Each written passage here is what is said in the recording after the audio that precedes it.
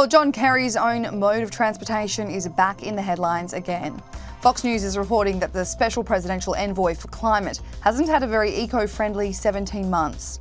Mr. Kerry's family private jet has reportedly emitted over 300 metric tonnes of carbon dioxide since January 2021, when Joe Biden took office. Fox News reports that his family jet has made a total of 48 trips lasting more than 60 hours and emitted an estimated 715,886 pounds, or 325 metric tonnes of carbon since President Biden was sworn into office. According to the Environment Protection Agency, a typical passenger vehicle emits around 4.6 metric tonnes of carbon dioxide a year.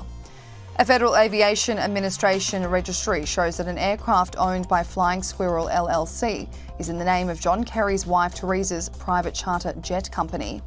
John Kerry himself actually owns a $1 million stake in the charter company. When the president took office, he appointed Mr. Kerry to lead the global climate policy, a role of which has found him travelling the globe for meetings with international leaders. He is about to leave to Berlin for a UN summit on climate change, but when Fox News probed his office on how he would get there, they claimed it would be via a commercial airline. Secretary Kerry travels commercially or via military air in his role as Special Presidential Envoy for Climate, the spokesperson told Fox News. Those critical of the Democrat took to Twitter to share their thoughts on Mr. Kerry's family private travel.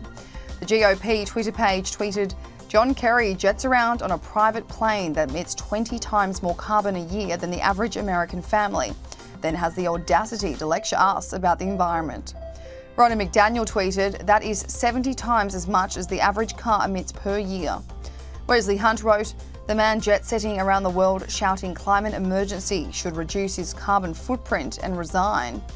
Lauren Boebert wrote, "John Kerry does not practice what he preaches, and he was never confirmed for his fake climate czar position. He'll always be an out-of-touch career politician that puts Swiss on his cheesesteaks and travels the world on private jets." So I think that the challenge for all of us now is that no one country can solve this problem by itself. We all have to be able to reduce the emissions. We have to accelerate the transition. We're behind. We're not yet fulfilling the promises that we made in Glasgow. So we have our work cut out for us.